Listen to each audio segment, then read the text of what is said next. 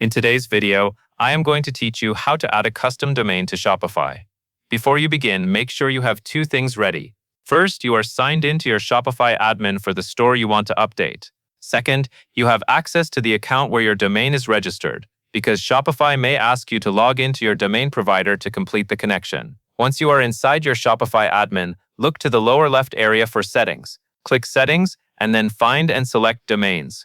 This is the section where Shopify manages all of the website addresses connected to your store, including your default Shopify domain and any custom domains you add. On the Domains page, you will see an option to connect a domain that you already own. Click Connect Existing Domain. This tells Shopify that you are bringing in a domain you purchased somewhere else, rather than buying a new one through Shopify.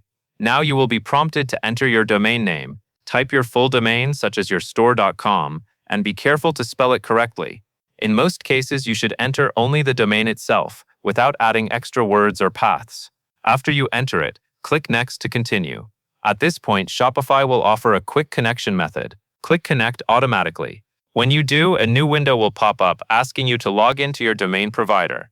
This is the company where you bought your domain. Shopify uses this login to automatically set the correct domain settings for you, which saves time and reduces the chance of mistakes.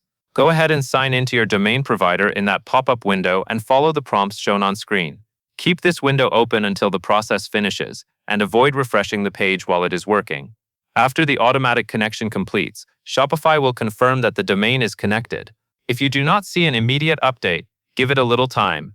Domain changes can take a short while to apply across the internet. Stay in the domain section so you can confirm the status once Shopify shows it as connected. And that is all there is to it.